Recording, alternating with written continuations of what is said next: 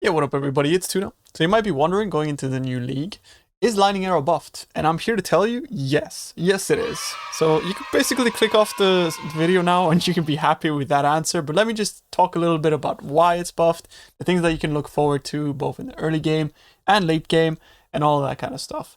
Let's just preface this video by saying, yes, Lightning Arrow is going to be insane, and so are all other builds, because we are getting basically new ways to scale our damage, and we're also getting huge amount of power in the early game, and potentially, you know, maybe the top end of things is going to be a little bit lower, but in general, the new league mechanic is going to come in and fill that gap, and it's going to give you an insane amount of power, I think, on par, if not even more than tattoos, as we'll talk about a little later. It's going to be pretty insane. So let's just go through this. First of all, the thing that we don't have to have anymore is you don't need Helm Enchants. Helm Enchants, by that matter, are gone. They're just completely gone. So there's no more Helm Enchants, meaning that as soon as you put quality onto your skill gem, you know, because these are basically qualities that are going to be scaling, they'll be getting additional benefits to your skill gem by just applying GCPs onto them. And of course, GCPs are going to be a little more expensive early on, but if you are running Searing Exarch, there is an altar there that gives you a ton of GCPs, so you can basically put your quality onto your gems. So you know, when you're shooting Lightning Arrow and you basically see those two pillars, like lightning pillars, you know, shocked enemies. Essentially, what the new skill gem quality is going to do is it's going to give you 2 additional nearby targets being shotgunned by that. So it's going to improve your clear once you apply 20% quality to your skill gem, which basically is, you know, a little bit extra clear that we didn't have before unless you had the Helm Enchant. So in early game, as soon as you apply quality to your Lightning Arrow gem, you're going to be getting the benefits of that. And on top of that, of course, all of your other skill gems will too. And one other crazy thing that you can now consider doing is swapping to Tornado Shot even earlier. So there is a more clear path swapping to Tornado Shot as soon as you get an additional amount of projectiles to make it worth it. You know, maybe you want to use like a quiver for +1 arrow, the Ascendancy for +2, and then you got 2 on the tree, and you can use GMP. With the new quality on Tornado Shot, you can actually swap to that straight away. So you have a very clear path going from Lightning Arrow in the axe, you know, up until maybe like yellow maps or so, until you get some GCPs to apply quality to Tornado Shot gem, and then you get Uber Lab, and you can go Tornado Shot, right? It's going to be much easier now than it has ever been in the past, and it's a much clearer path now of progression, right? Since the additional projectile, the way that it works is with Tornado Shot, it fires additional secondary projectiles, and those secondary projectiles can all hit one target, as long as, you know, you are hitting with a maximum of 1 per explosion. You know how you're seeing the tornadoes. Yeah, you're going to be getting additional damage. So essentially, this is what it's going to do, is it's going to both increase your clear and your single target for Tornado Shot. It's really nice to be able to look forward to that transition going from Lightning Arrow to Tornado Shot much sooner, as historically the Helm Enchant has been insanely expensive, you know, upwards of 20 divines. So it's not been a very easy way for people to sort of transition from that. Next, I wanted to talk about Tinctures, because Tinctures is a part of the new League mechanic that is going to give you an insane amount of power to weapon attacks. So we are not 100% sure yet whether this is going to be applying to spells as well, but I am almost 90% certain that Tinctures only apply to attacks, as they basically are things that you apply to your weapon. And once you hit with that weapon, you will get additional benefits. Essentially, what Tinctures are these basic little jars that you could put into your flask slots. So at the cost of a flask, you are gaining other benefits, and on top of that, they will additionally give you more benefits to your flasks and things like that, as we'll talk about in a little bit. But you can see here, you can apply a tincture to your equipped weapon, and this you can get as early as they said, as early as Act 3, Act 4, right? You'll be able to get a tincture to your weapon, which gives you an insane amount of power, and they haven't shown us many tinctures, but we can go over a little bit of them here. We can see 2 that they have showed us, and these are just things that you can buy off of the vendor from the League mechanic, but as well as you'll be able to get these from other players, right? So you'll be able to search them up on trade, and as soon as we have the mod list of, you know, all the modifiers that we can get from these, we'll be able to search them up on trade, put live searches and that kind of stuff. But you can see the one on the right is going to be giving you Cold Strike, and the implicit seems to be the thing that gives you the most power. So, and possibly also the rarest thing about these, because yeah, getting a combination of a good implicit as well as, you know, 2 or 3 explicits, as you can see here, or it's 2 actually. Yeah, it's going to be probably a prefix and a suffix and an implicit, and it's unmodifiable, so you can't craft them and stuff like that. So yeah, you'll have to be getting a combination of those, and it's going to be really expensive. And you can see that one that it's going to give you a 12% chance to get one of its modifiers for 60 seconds upon killing a rare enemy. That's kind of like very budget headhunter, or not even headhunter, but inspired learning, right? It's a budget inspired learning. But the crazy thing is that it's giving you Calling Strike, which essentially is just 10% more damage. You know, if you don't have another source of Calling Strike on your bow build, you know, it's going to be a great way to get that. And what I'm saying is, like, maybe Calling Strike is not great for us because we'll be using the Higher's Truth Amulet. However, if there are other things that are at the same power level as Calling Strike on the implicits, you can sort of see that you'll be able to get some pretty substantial power-ups to your build by speccing these tinctures, and they will be up 100% of the time. You know, you won't have to press them or worry about uptime like you usually do on flasks. It's gonna be crazy, right? And also on the left-hand side, you can see that all damage ignites is the implicit. You also get onslaught, you know, chance to get onslaught on kill. You won't really need to be having an onslaught flask if you just plan on mapping. However, you know, if you do actually wish to increase the effect of it or whatever else, you can still do that. But hopefully there are going to be other prefixes and suffixes that will be benefiting our build. And I think they're just going to be pretty insane. But the rarity of them is still something we're unsure of. However, the fact that you can actually trade for them, thank God, because I really didn't want to have another situation like we did with, you know, Sanctified Relics and things like that back in back when we had those, so which they were untradeable. But next, another crazy thing about this is that there is this Nature's Concoction notable passive, which you can get, I think, before you even finish the axe, which is going to be giving you increased effect of flasks which are adjacent to your tincture, right?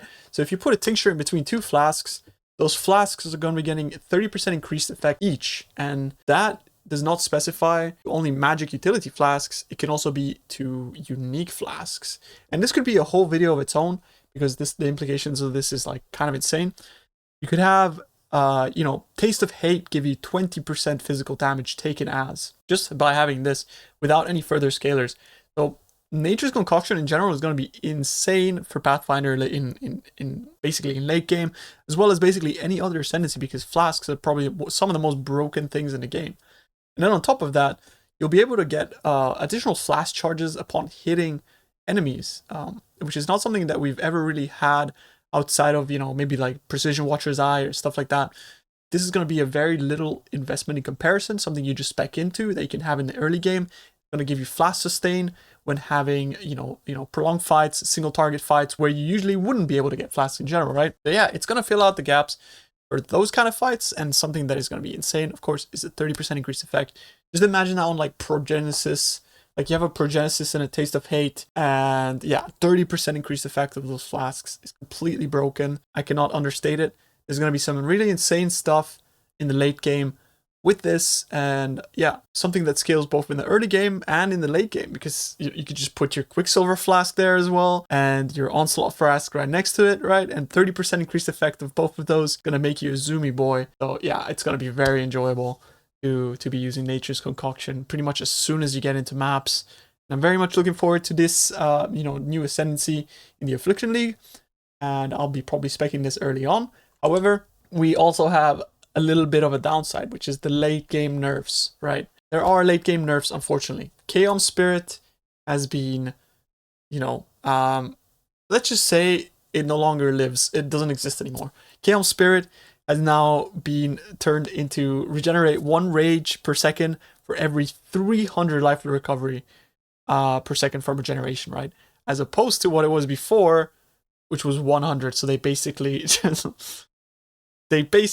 just deleted it. Kaom Spirit doesn't exist anymore. But yeah, the friendship is now ended with Kaom Spirit, and my new best friend is Shadows and Dust. Shadows and Dust is going to give us Rampage, as well as the potential to get like a single or a double corruption on it, as they're very common. People are going to be dropping them from Val Temple. So yeah, you'll be able to get a Frenzy Charge, base critical strike chance, and all that kind of stuff. And, you know, of course it does suck losing the damage that Kaom Spirit got and how smooth it felt to have, you know, the movement speed and all that kind of stuff. You won't be having quite as, you know, static of a power increase as you normally would, but you got to keep in mind that you are in a way regaining the suffixes that you would be investing on life regeneration. You are regaining a helmet, which no longer has to have Helm Enchant on it. So you can basically have any good helmet that you'd like. And yeah, so we still gonna have on par amount of damage. We just won't have you know, the damage reduction as well as the movement speed that we would have with Kaom Spirit when it is active. That is definitely the one thing that I need to point out about Lightning Arrow and in general bow builds in the early game and scaling into the late game, right? So yeah, Kaom Spirit, no longer a thing. Get out of your mind. We're just going to be using either Rare Gloves or Shadows and Dust or basically anything you like. But yeah, Shadows and Dust are insane because they give Rampage, and Rampage is, you know, basically a buff that increases both your damage and your movement speed and all that kind of good stuff. So Rampage is definitely good. And I recommend Shadows and Dust, you know, because you can pick them up from very early all the way into endgame. And lastly, this is still a big question mark. You know, Transfigured Gems is the new sort of key. It's going to be like the main thing about the league and something that is not yet have been revealed, something that I hope we'll get more information in the next few days. But Transfigured Gems are basically what the alt qualities that we used to have are now, but they do a lot more than what alt qualities do because they actually modify the way that the skills function at their core. So imagine you have, you know, for example, they gave Frostbomb. Instead of it having a cooldown now, it does less damage, but you can spam it. Or Firestorm, instead of having all these little firestorms going around, it's just one big meteor that deals, you know, like a shit ton more damage. Yeah, they're going to be modifying skills and something that we do not know yet, but it's not only going to be your main skill, of course, it's also going to be like secondary skills like maybe Blink Arrow or Blood Rage or any of those kind of skills that we might have used in the past are now just like much stronger. Maybe, I don't know, who knows, like maybe a Sniper's Mark comes out that is crazy, or yeah, we'll have to like keep an eye on that, and I'll probably make a video about those gems when they come out. But for now, it's a big question mark. Just wanted to point out that it's something to look forward to and something to keep an eye on, as these gems are going to be very rare, as you know, lab enchanters will have to go through and put that gem in and then, you know, click the button. That's the new sort of Helm Enchant. It's what these gems are. So essentially, they will put their gem in, they will modify the way that they work, and then they'll be able to sell them. And then lastly, it gets crazier and crazier, right? But like, you think that it's all there in terms of like the late game scaling and stuff, but we have basically this new Ascendancy, which is a blank slate. And this blank slate is going to give us reduced in power ascendancies coming from any other ascendancy. So you can imagine, for example, as you can see from the first one, budget Profane Bloom. You know, Profane Bloom would be a 40% chance to explode in a quarter of their life as maximum chaos damage. But in this case, we get 14%. And of course, that might actually roll up to 20%. So we don't really know how much we are getting, you know, what kind of percentage we're getting from that. We also have, as you can see, the Inquisitor's Ascendancy, which is effects of consecrated ground on you linger for 2 seconds. Another example here is increased movement speed per frenzy charge, which might be pretty good if you have like a bunch of frenzy charges. Also the Saboteur node, which is less damage taken from area skills. Or you have movement speed cannot be modified below base value from the Juggernaut. But what I'm getting to here is that I hope, and I think, and I hope that we will be getting a +1 projectile one, right? Because you don't see any Deadeye here, but there might be a Deadeye one that gives you +1 projectile. So yeah, we don't know quite yet exactly what we're getting from all the ascendancies, but you know that in the late game you're going to be able to have some crazy combinations here. Like even imagine Arena Challenger. If you're in Sand Stance, you'll be able to get insane speed from that. And it's going to be like a scaled down version of it, but still you'll be able to have some crazy stuff there going. So yeah, we'll be getting those, and you got to keep in mind that you can stack them, so you can have 3 of those. So imagine we do have +1 projectile, you'll be able to get 3 additional projectiles here, on top of course all the other projectiles that you get all over the place nowadays. Yeah, Tornado Shot and Lightning Arrow are looking pretty damn insane, and I'm pretty excited about them. I hope you guys are too, and I will have more videos on the matter and in general about Path of Exile coming forward. Yeah, I look forward to those. Thanks you for watching, and I hope you guys enjoyed the video. And I hope to see you guys again soon. Peace out, everybody. Bye.